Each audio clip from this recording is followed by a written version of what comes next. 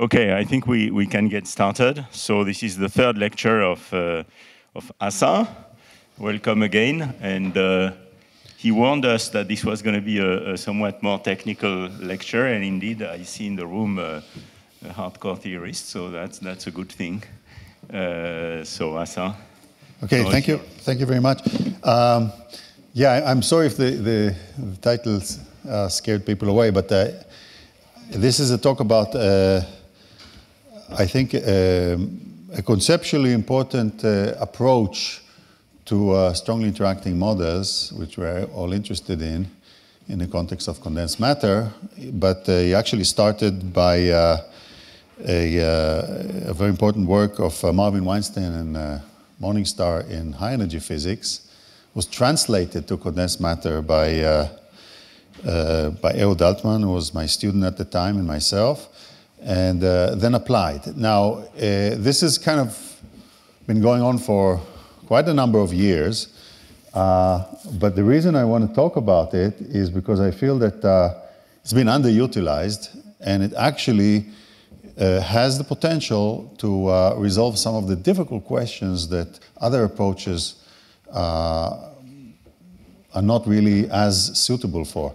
So I want to explain what I mean by renormalization. This is a word used a lot in many areas of physics, but in the context of quantum many-body physics, it has a very precise concept. And then I want to show what this technique, which is called core, Contractor Renormalization, how does it work? What's the algorithm?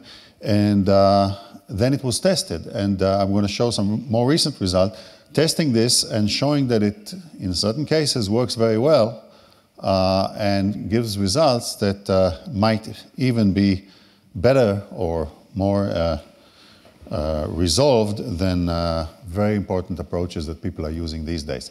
So let's start. So I'm going to talk about why do we need to renormalize a Hamiltonian to an effective Hamiltonian, okay?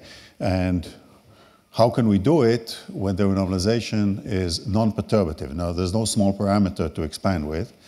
And when does the approach that I'm going to talk about for normalization work best? And then I'll give two examples. One which was tested numerically quite accurately, which is the Kagome antiferromagnet. And the other one, which was not, which was actually the original motivation for using this, which was to understand the two-dimensional Hubbard model, but it did give us some insights that I think nowadays demand a second look and much more elaborate calculations, because computers have improved a lot since then, and also there's many other results by beautiful work of DMFT and DMRG and other approaches, and this could be a different direction, a different light shining on the same problem. These are references that show it. So the first one is the important one, is Weinstein and Morningstar. It was written in PhysRevD. As I said, it started for trying to do real space renormalization group for lattice QCD or lattice gauge theories. And then it was translated to condensed matter by Ehud Altman and Ehresberg and others. And then the most recent work that I'm showing below is actually applying it to high accuracy this time on the Kagome model. So what is Hamiltonian renormalization? You're given a Hamiltonian which is too hard to diagonalize exactly, numerically or analytically, on a large lattice. And that many Hamiltonians like that, but we are not interested in the full spectrum, or in this case, we're not interested perhaps at high temperatures, but we're interested at low temperatures, so we only need the low spectrum of the Hamiltonian, ground state and excitations, and we want to understand that because that's, let's say, relevant to low temperature physics experiments. So we choose a cutoff. The cutoff energy has to be chosen wisely, but once you choose a cutoff energy, you define essentially a lower Hilbert space, which is all the states that have energy below that cutoff, and that's a much reduced Hilbert space.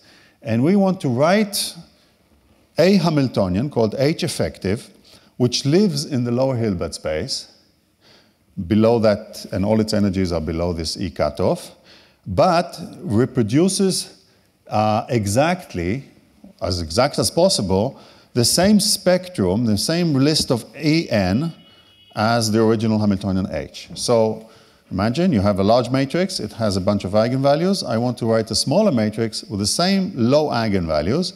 Now, that smaller matrix might have different eigenfunctions, but let's say I care only about the eigenvalues.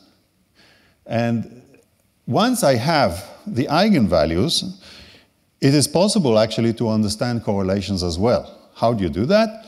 You just add to the Hamiltonian source terms, and you take the free energy of the effective Hamiltonian, which is only dependent on the spectrum En, but now the spectrum also depends on source terms.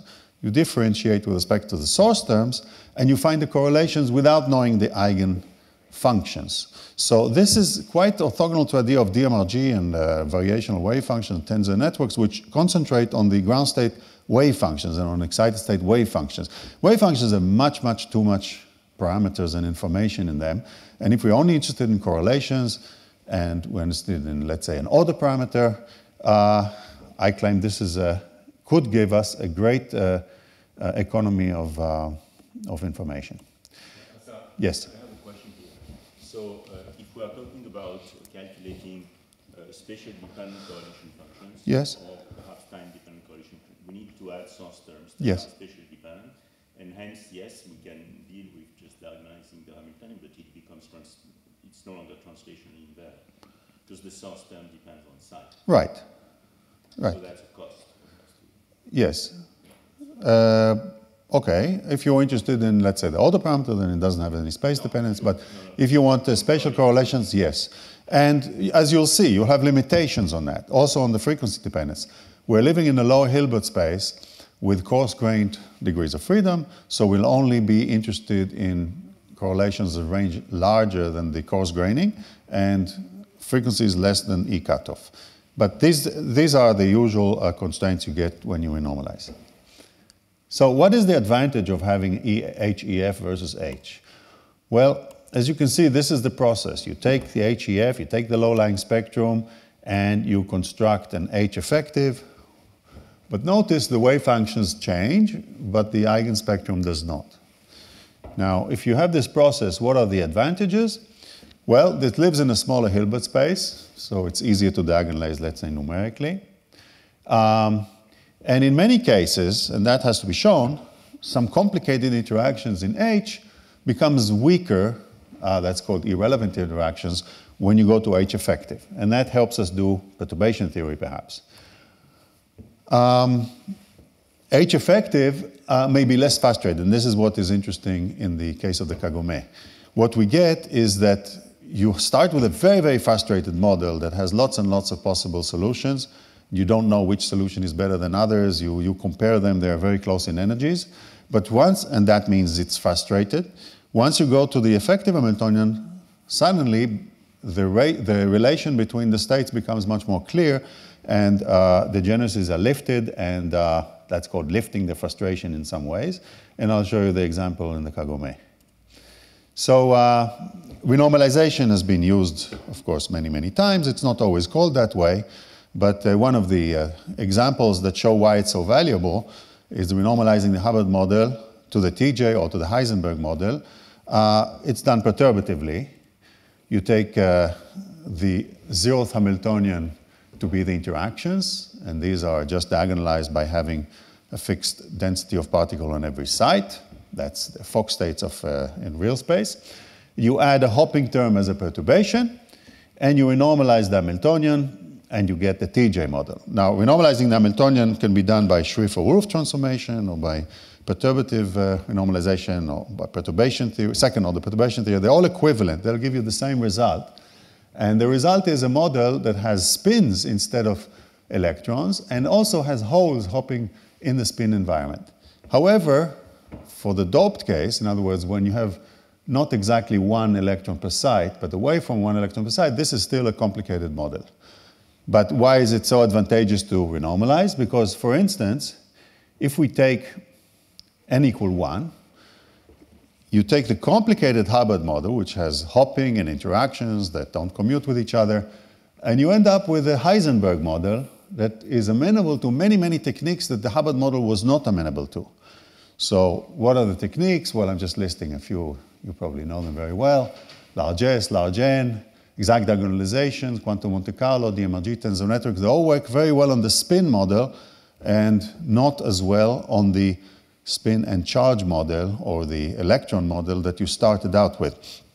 That's always to be kept in mind, because if you take a Hamiltonian which is too microscopic or too high energy, you are very difficult to eventually resolve the possible ground states that the effective model can easily show you. For instance, it's easy to see from the Heisenberg model that you want an antiferromagnet and not a ferromagnet. Okay? But the original Hubbard model, you didn't see that so obviously. So lifting this degeneracy between spins that are parallel and anti-parallel is only admitted because we renormalized, because we got rid of the double occupation and ended up with a spin model instead of a complicated fermion model.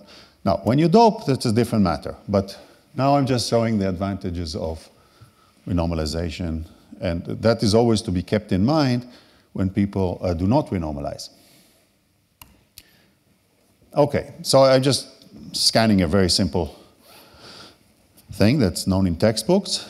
It's perturbative renormalization. And the perturbative renormalization, the way I teach it, and the way it's also explained in many textbooks, you look at the object called essentially the resolvent, trace of the many-body Green's function, and it has poles exactly at the spectrum. And we're interested in knowing the poles, right?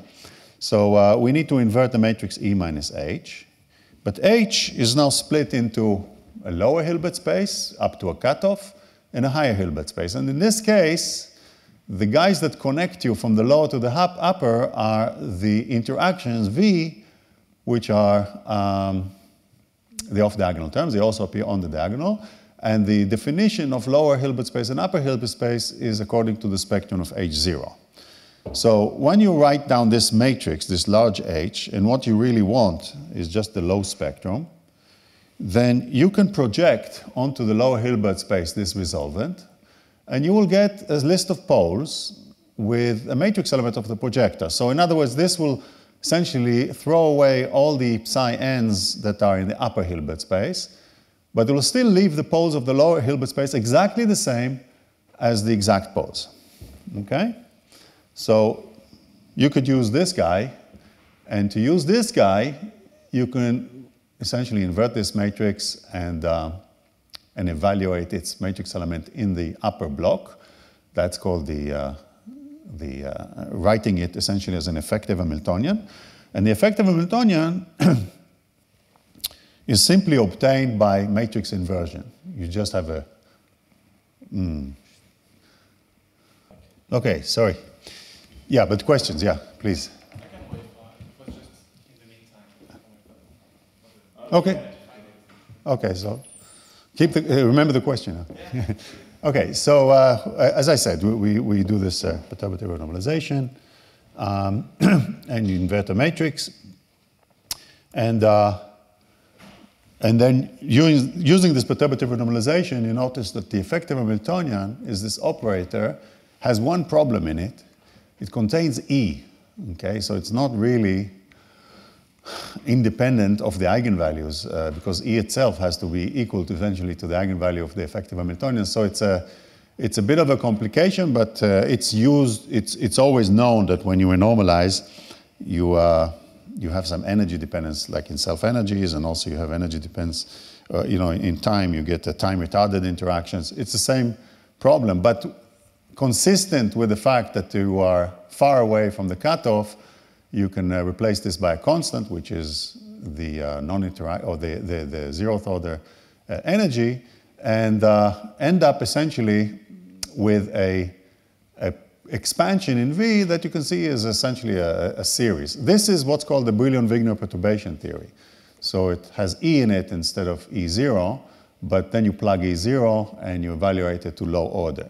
But of course, it's useless unless you can truncate it at low order in V. And when is that justified?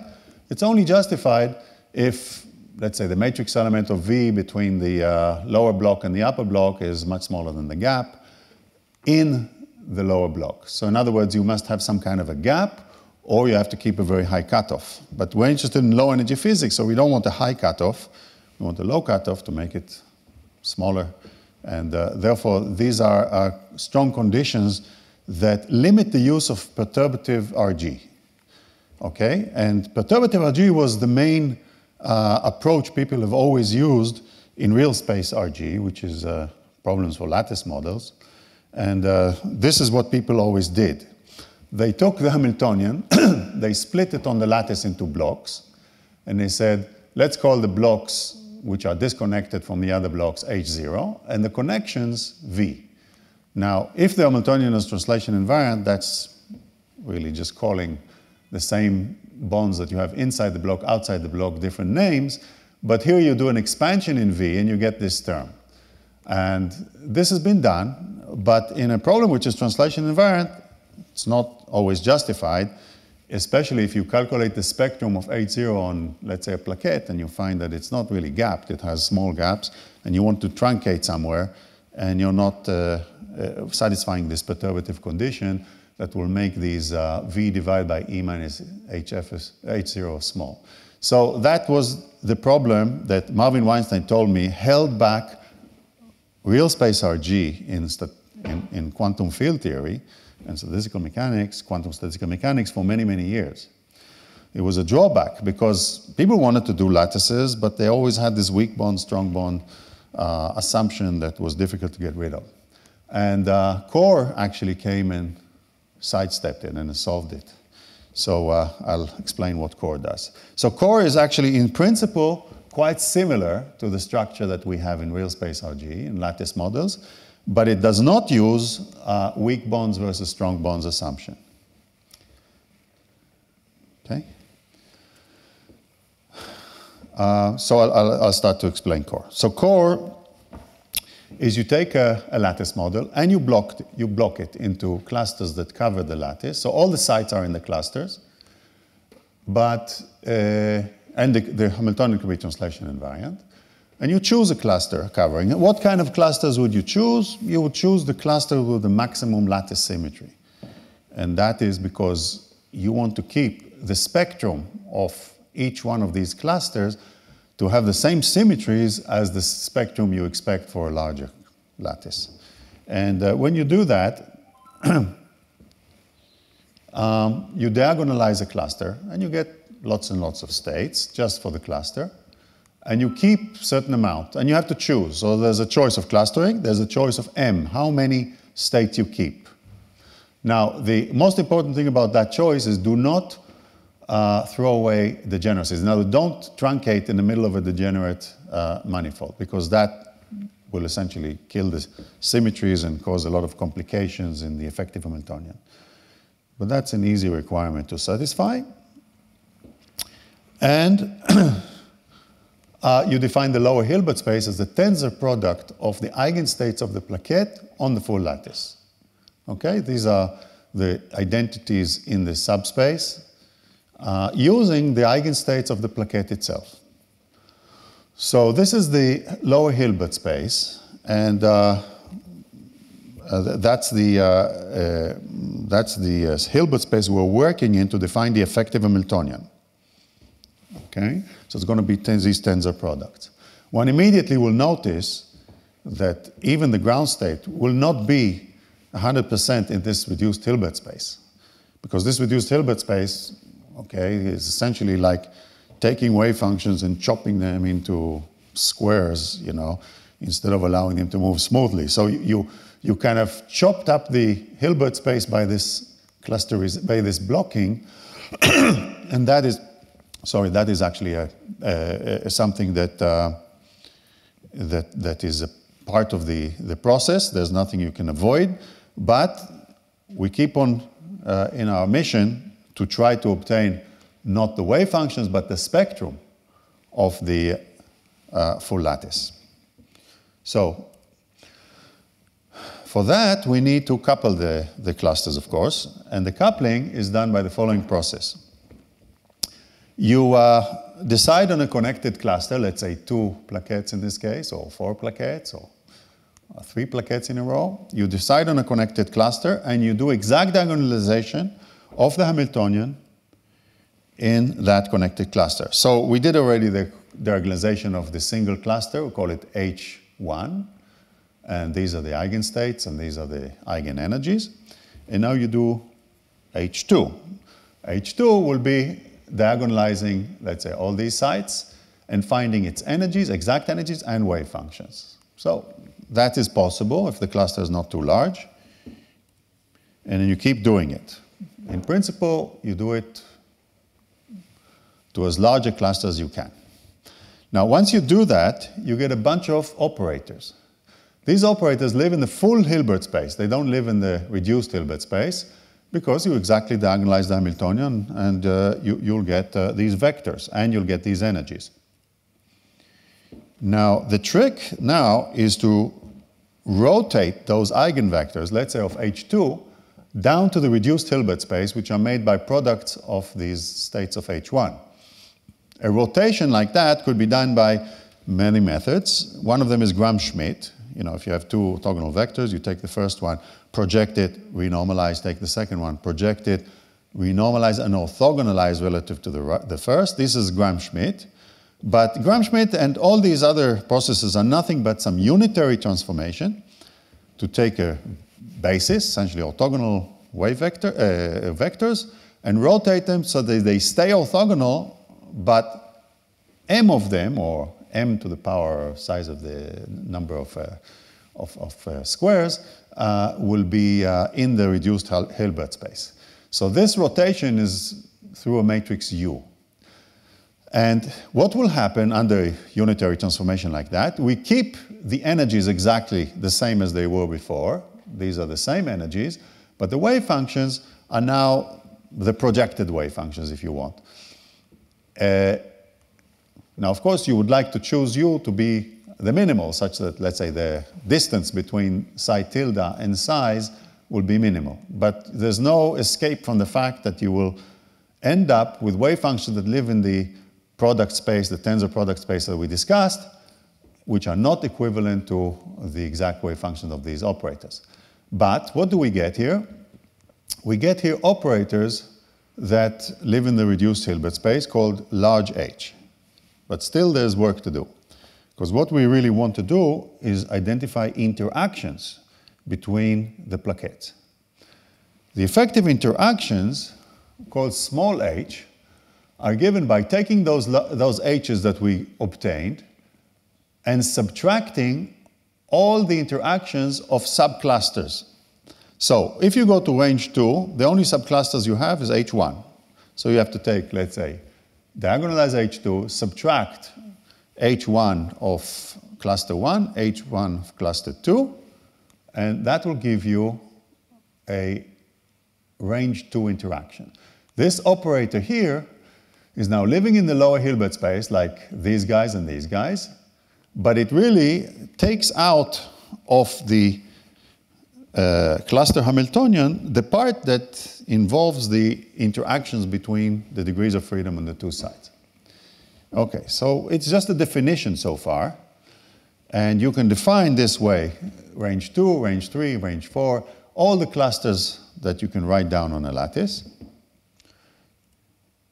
And this is the most important part of core, that unlike the perturbative core, which was an approximation always, you had to truncate the sum, here is an exact expression for the effective Hamiltonian on the full lattice that is given in terms of a sum of clusters, subclusters of the lattice, and the effective interactions defined this way. And this cluster summation is exact. And one can say, well, that's amazing. You have an exact expression for effective Hamiltonian. But, of course, the complication of calculating it is the same as just diagonalizing H core on the full lattice, because this large one here is nothing but H of the full lattice minus all the subclusters, which will cancel the rest of the term. So this is a tautology. It's not a great theorem of mathematics. But when you write it this way, you have a hope. And the hope is that once you evaluate these guys order by order, you'll find that they'll go down. And if they go down and become very small, then you can write down essentially a finite sum of interactions. The more you write, the more accurate the Hamiltonian will be. And this guy is already a short range or finite range interaction Hamiltonian on a much reduced Hilbert space that could be approached, could be solved. So, yes? The dependence on the energy on the cutoff is somehow. Okay, so the cutoff here is it's not like the Brillouin-Wigner, you don't have a dependence on E, but there is a cutoff in the problem. The cutoff will tell you how many states you're keeping in each cluster. Let's say 10 states, 8 states, 2 states. You're keeping a certain number. That's your cutoff. And you're always staying with the same cutoff. I'm not doing an RG, which is renormalization iteratively. I just do a one-time thing. Now, one can iterate it if it's a good idea or not. That depends on the kind of models you get. But first step is to just truncate and find out the effective Hamiltonian. Yes? I have another question. So maybe I got confused by one of the previous slides. But the way you presented this, you first start from a full diagonalization of a certain collection of clusters, right? Clusters, yeah. So that process will start very quickly because you cannot go to Right. a very large number of such entities. Right. So in the RGs I'm used to, like either Wilson RG or DMRG or real space RG. No, DMRG is not RG, but okay. You do this recursively, right? I mean, you diagonalize something, you throw away some, and then you expand and you continue this process iteratively. So here, the way you presented it, you need to diagonalize the biggest thing you can. Yes. And stop there. Yes. Yes. And then you have to estimate the truncation error. So what I'm saying is that this equation is useless unless the interactions decay rapidly. Sorry, Ryan. Actually, And then you can, what? the previous slide. The previous, okay. So just when you are going from small h1 to capital Hij2, you are just taking the 8-side problems, Yes. diagonalizing Exactly. n squared. Yes. You get n squared states, you project them onto the product states, but you write down the operator that you get with the same energies. That's the unitary transformation, essentially. And you use this to design range 2 interactions that later you'll place on the full lattice. So it's like the Heisenberg SISJ interaction that you now put on the full lattice and see if you can solve it. So it's a way of generating interactions, not wave functions, okay? I'm confused about the notation here. M? What is M? M is the cutoff number of states you keep per cluster. Oh, I see. So you do this by keeping the... Okay, I see. Yeah, you choose this by keeping... Chopping off the... This is the truncation. Now, nothing in this truncation will spoil the identity that I got before. But of course, everything about the convergence depends on the correct choice of cluster, on the truncation that you chose. So you can check that and you can optimize. But these are all still arbitrary choices here. Yeah, the limitation is about n. I mean, let's say you do, a Hubbard model, you cannot diagonalize the thing beyond certain n, right? Right. Which is not so hard. Right. Okay, so I'm still just describing the algorithm, and then we can see how it works. But so far, it's very well defined. So here, I hope that the interactions will decay and become small, okay? And what is nice is there's a method to check that. Actually, DMRG is a very good method to check that.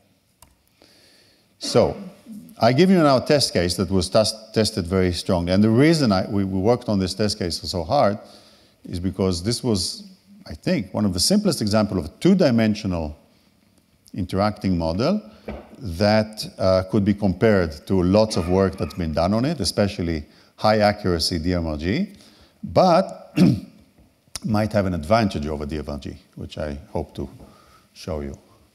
So We take this model and we put it on a Kagome lattice, and as you've probably seen, this is a highly frustrated lattice. If you just replace the operators with classical spins, you'll get an exponential number of configurations with the same energy.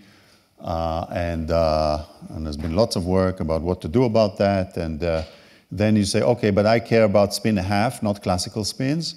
So it's been quite established that the ground state of any numerical work can be written in terms of very short-range singlet dimers, but unfortunately, they all have the same energy wherever you place the singlets. And again, there's an exponential number of possibilities of putting the singlets having the same quantum energies. Of course, the ground state will be a superposition of those, but still, the problem is an exponentially hard one to find what is the ground state. So the core is actually going to tell us quite a lot about the space of these singlet coverings, and it's going to lift that degeneracy that you have a priori, the variational degeneracy, or the mean field degeneracy is going to be lifted by operators that will tell you which configurations are lower and which are higher. So that's a very good sample of the application of core. So we need the effective interactions, and we need to choose the clusters properly. And earlier work, we chose clusters which didn't have the lattice point group symmetry of 6, and our results were not convergent and not very good. But more recently, we decided to look at the 12-site cluster. In Hebrew, we call it Magen David. It's a configuration that you can prove, a very nice thing for exercise in a course to show it very easily, that the ground states are either the pinwheel going left or going right. These are dimers on the outside bonds. This is an exact ground state. You can show it by using both the variational theorem and the anti-variational theorem and showing that they give the same result. So this is the ground state, and here's another ground state. So you have two ground states. They are singlets, and they're completely degenerate. And one can define, if you truncate your Hilbert space just above those two ground states, you can define a Hilbert space of singlets that are made by these pinwheels for the clusters, okay? And you can actually write them as spinners, you know, spin up and spin down. Spin up and spin down will be a positive or a negative superposition of the two pinwheels, and then spin in the x direction will be having something looking like the L and the other guy looking like the R. They're not orthogonal, but you can orthogonalize them and write a spin and a half representation of this single 12-site cluster. Okay, now I'm assuming something that needs to be proven elsewhere, but I'm assuming that this gap that you get in the cluster between spin 1 and the two singlets is large enough that you can truncate below it and still be safe. What does it mean, be safe? Be safe that this triplet, which is a different sector, would not come and get into the ground state or into the low energy spectrum. There will be a spin gap in the thermodynamic limit. But this assumption, I say, was supported by other work. So what is the way we cluster? We just cluster you see, this is a complete covering of the Kagome lattice by a triangular lattice of stars. And now the Hilbert space is just Ising configurations or any kind of spin configurations on this triangular lattice. It's a much, much smaller lattice than, of course, the Kagome, by 12 one site instead of 12. And now I want to calculate the effective interactions between these L's and R's, or between the spin up and spin down. And those effective interactions will be obtained by exact diagonalization of 2 and then 3 stars, okay? And one can say, is that enough? And that's a very good question that we'll answer. This is the numerical evidence that there's a spin gap. And it's been contested recently, but not in a very convincing way, in my opinion.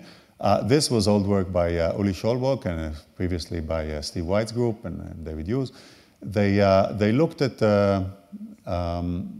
SU2, which is kind of the most efficient DMRG because it has less number of states you need to keep, on cylinders up to size 12. That's the largest cylinders that people have ever done. And they found that the spin gap, the difference between the ground state and the first triplet, doesn't seem to close. And it's also consistent with exact diagonalizations, but these are done on smaller lattices and periodic boundary conditions and so on. But this value, extrapolating these red points to inverse circumference infinity, gave a value which is still finite and not too small for the spin gap. Another evidence for a spin gap is looking at the spin correlations in DMRG and finding that they decay very rapidly. Both the spin and the dimer correlations decay very rapidly as if the system is gapped, is decay exponentially. And it's also isotropic. That's another thing that is a marking that, the correlations are very short. So this is in contrast to more recent work by Frank Polman and Ishikawa and others that used twisted boundary conditions and argued that the gap will close in the thermodynamic limit, but I don't want to argue about it too much here. Experimentally, actually, there is some more recent evidence, because initially people thought it was gapless, but by the Young Lee group showing exponential susceptibility decay at low temperatures at a finite magnetic field to get rid of the impurity effects. And this is the closest one can have in experiments to the Kagome Heisenberg spin-a-half. Okay, so what do we calculate? We calculate first range 2. And notice if you calculate range 2, all we have is just these Pauli matrices on every site. There is a magnetic field in the z direction, wants to polarize the spins in the L minus R type configuration. It's like a resonation of the two L's and R's. And the other terms are too small to have any effect. And that is the result of range 2. If you just solve it, by mean field theory of just spins in a magnetic field coupled with Ising terms. However, if you take, now only look at these points. This is expansion in J prime over J. We don't care about that. But here, when you have a translation invariant system, the exact diagonalization gave you quite a different energy than placing this Hamiltonian on the same lattice. And that was a sign that the range 2 is still a bad approximation. Because what is the difference between range 2 and the exact? It's all the other H's, right? Because you have an exact theorem. So H3, H4, H5. In this case, actually, we only have H3 because the exact diagonalization was done on 3 sites. But again, it shows that H3 is not small. And if it's not small, one should really calculate it. So this conclusion made us calculate H3. Now, H3 demanded diagonalization of 36 sites. Sorry. Oh, I have water here. Sorry.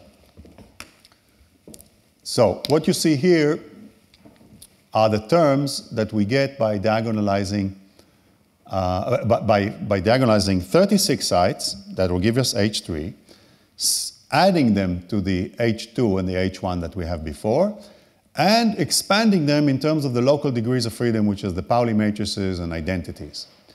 You get a constant. That's important because you want to know the ground state energy, and then you get these other terms, which you have to diagonalize. But what I want to show is the list of numbers that we get. So when you look at this list of numbers and you ask, what are the important interactions that you get at range 3? Well, they have the constant. You have H. You have JZ, which is not too small, and you have JZXX. And these are the important interactions. These are the large ones. Of course, that doesn't do anything to the ground state correlations, but these two do. And what do these guys do is they compete with each other. And I will write down the mean field Hamiltonian of this term. It's very simple. And show you that just by the magnitudes of these Jz and Jzxx, which only appeared at range 3, because it needs 3 spins on it, you'll get some interesting results for the ground state.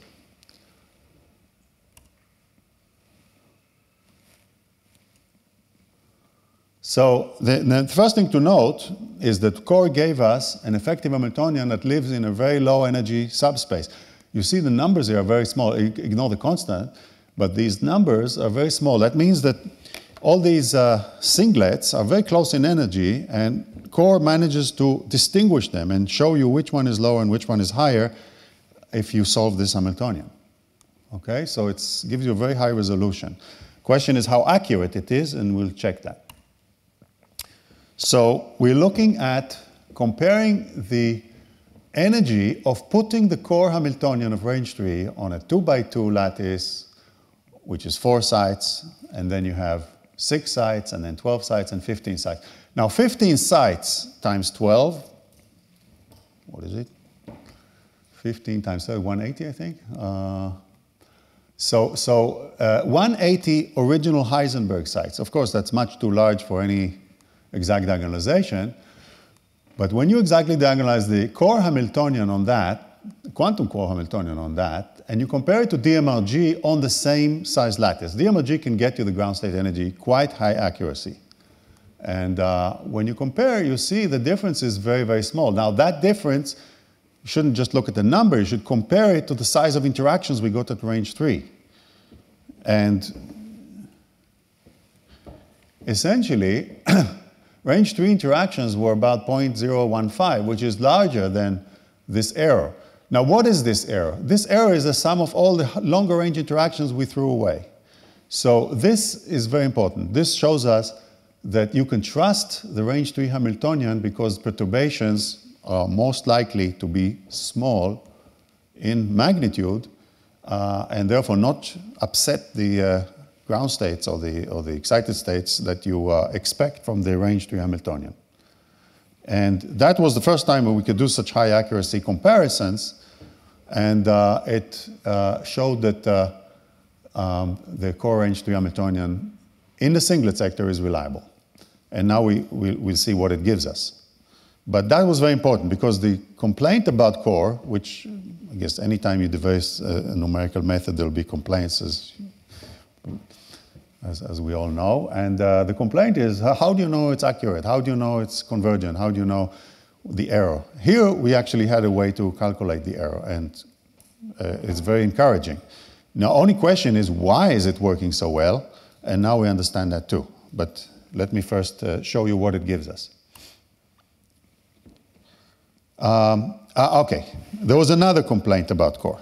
The complaint about core was, I broke up the lattice and destroyed translational symmetry. So whatever I'm getting is not perhaps equivalent to the real system. The answer to that is, well, one has to define exactly what does it mean to destroy translational symmetry. One can say, let us, for instance, measure the energy of, let's say, 2 neighboring sites which live on the same cluster relative to neighboring sites which live on different clusters. And that's just S dot S on this. And one could measure these by exactly using the method I described before, adding a source term to the Hamiltonian and repeating core, and they're taking a derivative of the ground state energy with respect to H12. And of course, if you start at range 1, which is no connection and just independent clusters, these are singlets. Of course, you see that here you get 0 between 2 different bonds, and here you get -1/4, which is the energy of the ground state bond in the star. Okay, so there's a huge translational symmetry difference between this bond and that bond. But now add range 2, add range 3, and do the same calculation. And what you get is actually that the energies are quite close to each other.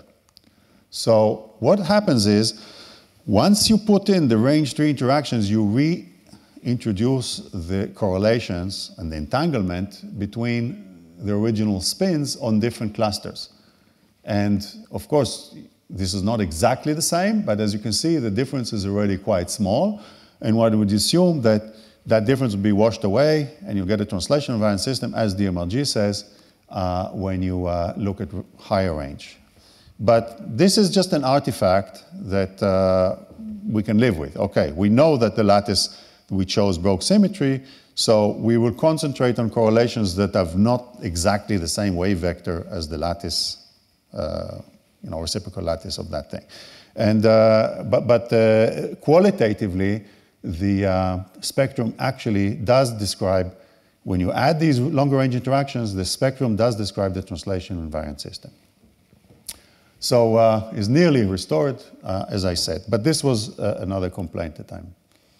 And now this is the point that probably most of you are wanting to ask. Why does it work so well? Well, the conditions for the range interactions to fall off is the following.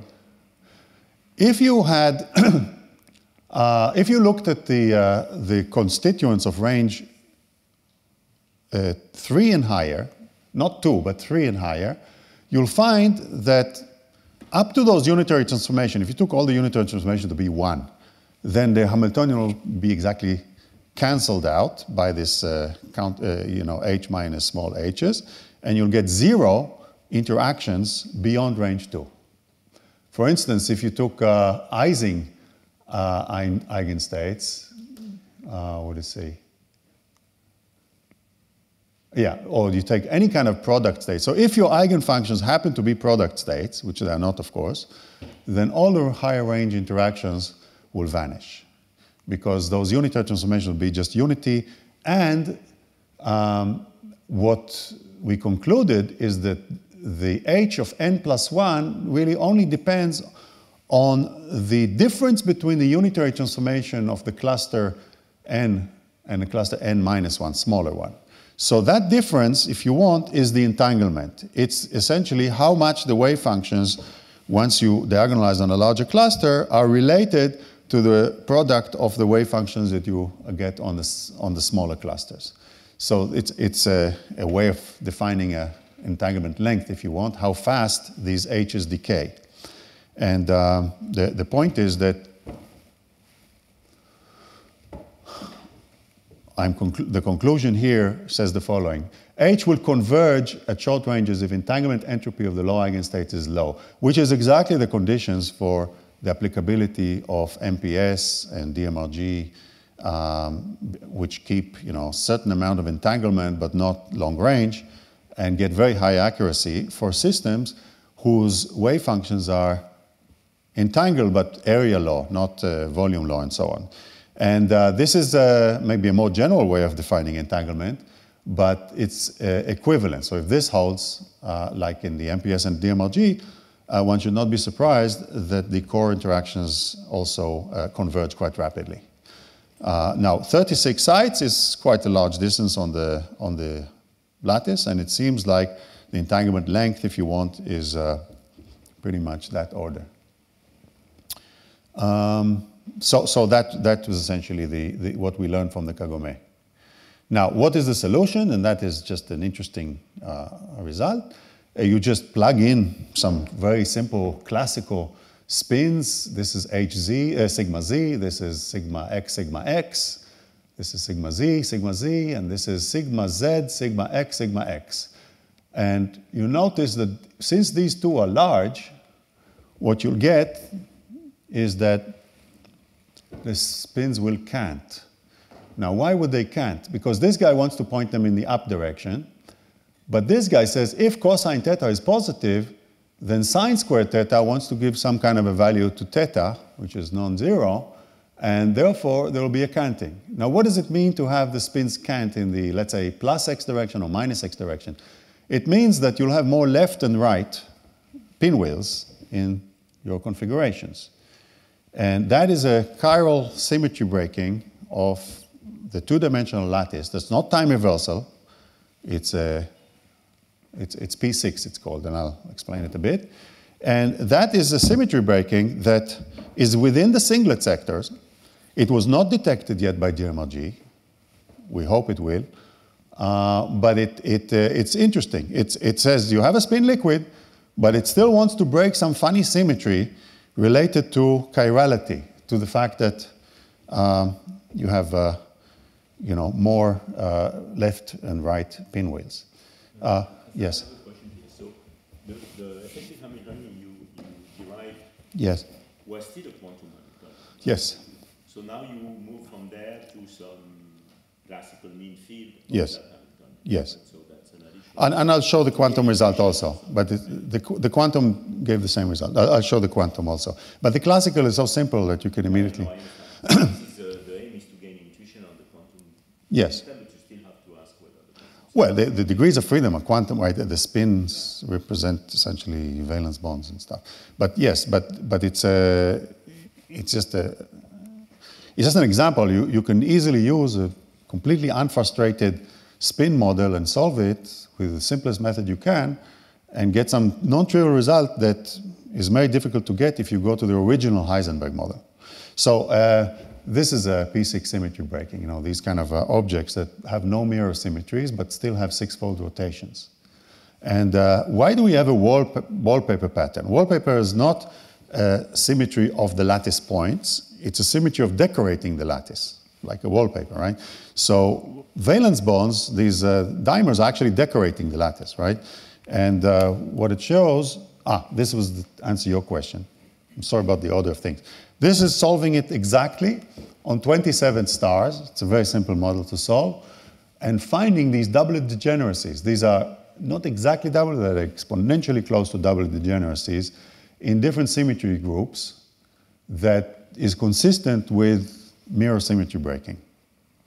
And okay, so how do you see symmetry breaking on a quantum Hamiltonian on a finite lattice? You see degeneracies, right? And not just the degeneracy of a certain state, but the whole spectrum in a certain symmetry is doubly degenerate. It's like seeing an Ising state, either all spins up or all spin down. You will find it also that, you know, this reversal of Z2, you'll find in all the eigenstates if you solve the quantum model. So that was the other point. But what it really looks like in real space is that you took a snapshot of the dimers, you'll find more right pinwheels than left ones. But you can also define a local order parameter, which is you take a site and you ask, is the dimer here? You have a dimer on one side, let's say, so are you going towards the center and turning right, or going towards the center or turning left? And you can now define an order parameter on every site and sum up all the sites and find whether expectation value is plus or negative, positive or negative. And this order parameter could be actually measured, and Uli Scholbrook was working on it for a while and then he left it. But the question is to do DMRG in the presence of a source term coupled to this order parameter and find whether the susceptibility is large. That's a prediction we make. Now, we haven't done it, and hopefully it will be done sometime soon, but it shows something that the DMRG missed. The DMRG in the singlet sector could never really resolve, is there a spin gap between singlets, or what's going on? What's going on with all these singlets? They established that there is a spin gap to triplets, but within the singlets, it was still open. Here it says something interesting is happening, and something that DMRG would not converge very well, because it's like an Ising state, and you have domain walls, and you scan, and you sweep the domain walls left and right, and very difficult to converge. So, and there's been evidence that in the singlet sectors there have been problems, and in the old papers of Steve White, he always used a twisted boundary condition which breaks this symmetry, and then he found a more clear spin gap in the singlets. So I suspect that this symmetry breaking exists there. So before I go to the cuprates, any question about? Sorry, just one comment. With respect to this twisting, is this related to the paper you mentioned earlier by Zalatel? Sorry, let me do.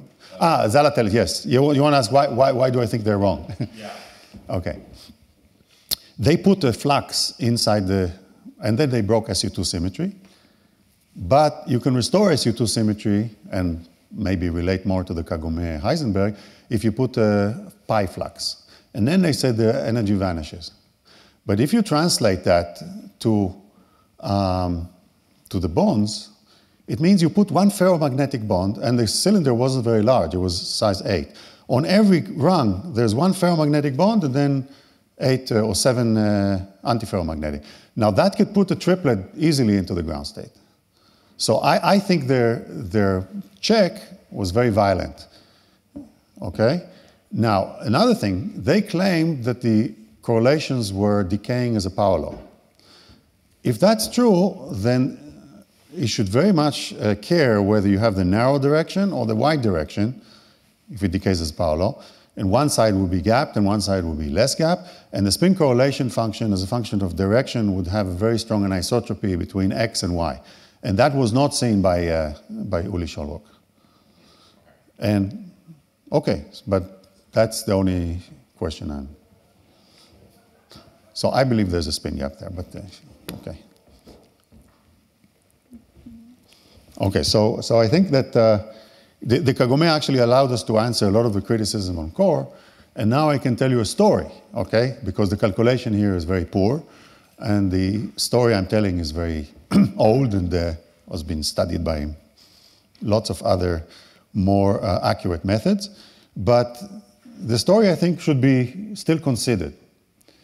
We have a model where we know how to normalize the Hubbard model down to the TJ I showed you before, but the TJ model was still complicated and describes spins and holes entangled. Remember, I showed in the first talk how to calculate the Hall coefficient at high temperature for that model, but it's still a difficult model to solve, and there's no very good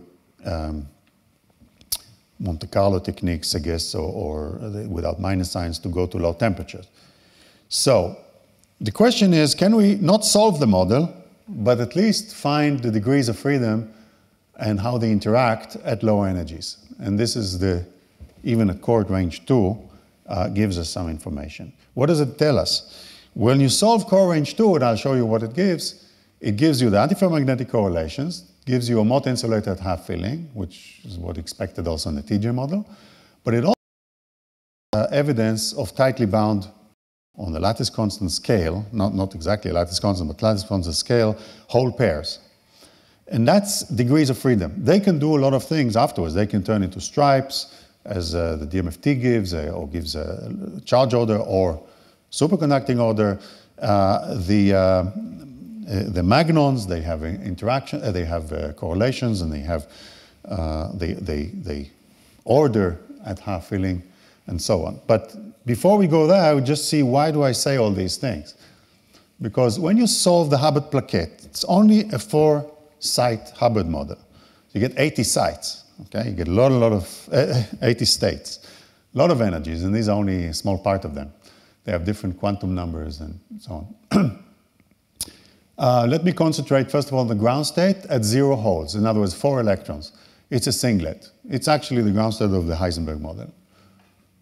And it's a Plaquette singlet. What is its excitations within that sector? Well, a triplet, right? It's excitation of the Heisenberg model, a singlet and 3 triplets. Let's call those magnons. Now you have the whole pair, 2 holes. It's a singlet, and it has also 0 momentum. In other words, it's a superposition of 2 with a plus sign. And we'll call that the hardcore whole pair, which is, let's call it a hardcore boson, not allowing to have, let's say, 4 too energetic. Then there's also fermions. The fermions are just one hole. It's for instance, an example here, but here you have double occupation. So let's say you have one hole with 3 electrons. And that has momentum pi 0 and 0 pi, or which is called antinodal in the language of ITC.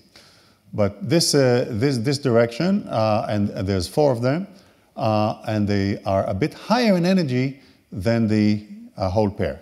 That's very important because this shows that it pays to have whole pairs on a plaquette, in the sense that if you compare the energy of having 2 single plaquettes with 1 hole versus 1 plaquette with 2 holes, the result is negative for kind of a large range of u over t up to, I think, 6 there, I think, or something.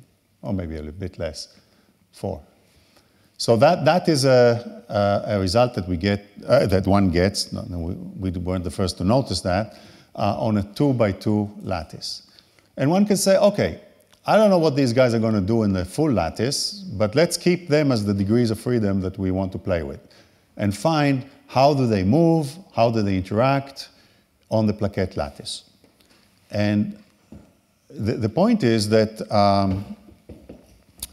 that's possible to do by core.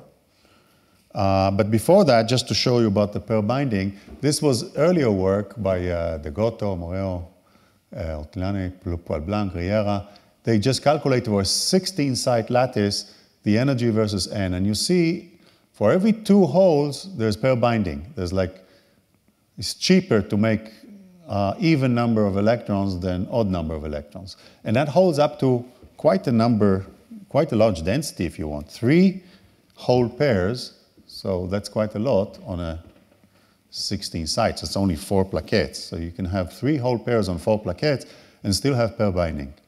And that result is kind of a picture saying, yes, we have these whole pairs, and they always fall into 0, 0. That's like Bose condensation. They want to sit in the same momentum, even if there are 3 of them. So that's, it's a very small size system, but quite a lot of information. Okay, what about the single holes? The single holes were solved by Monte Carlo, no sign problem. They have a dispersion that has, if you want, a minimum at pi over 2, pi over 2. Then they have very large energies. But notice, around pi 0 and 0 pi, there's a very large density of states. That's a single hole problem. And that's a huge, if you want, peak in the density of states if you translate this.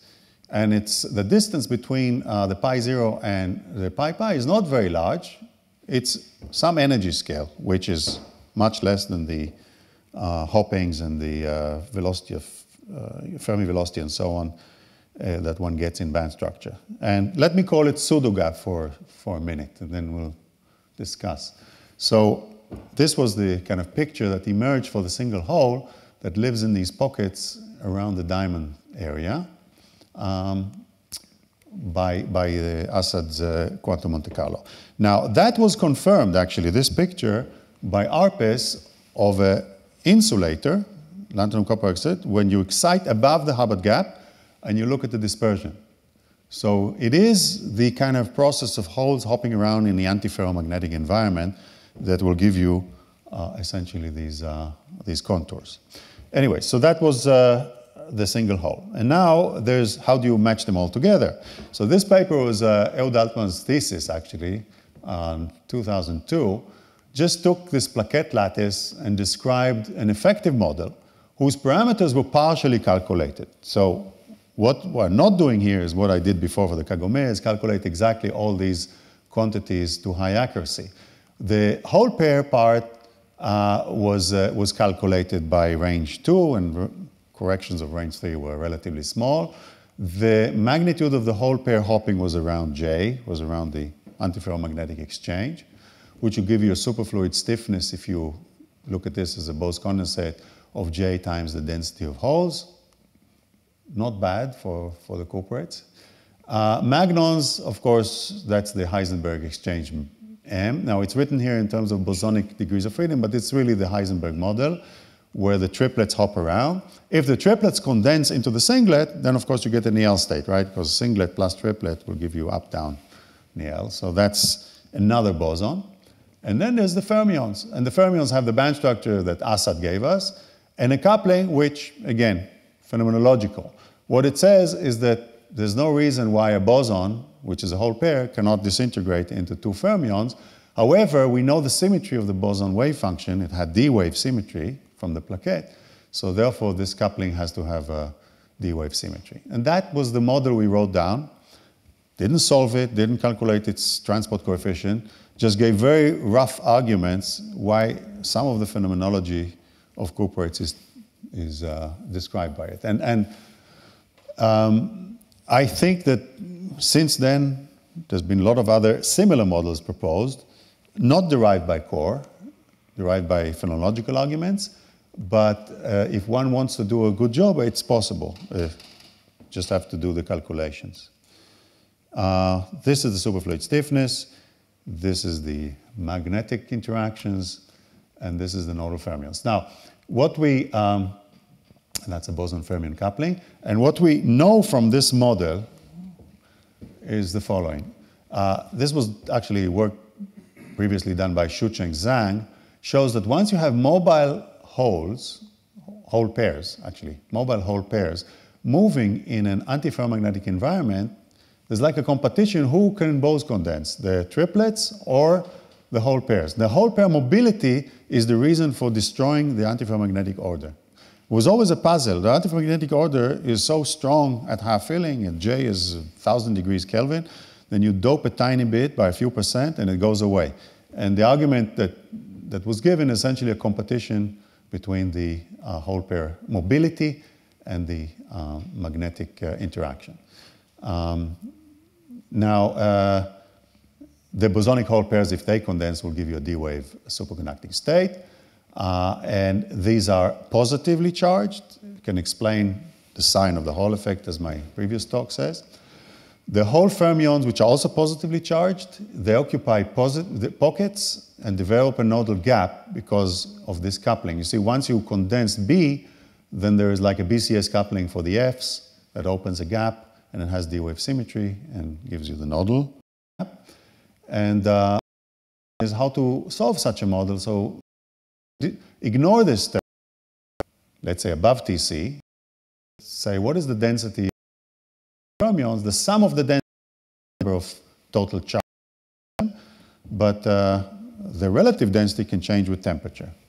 So the picture is you have a boson that condenses, let's say, at some low densities. The minimum of the energy of, and you have only bosons.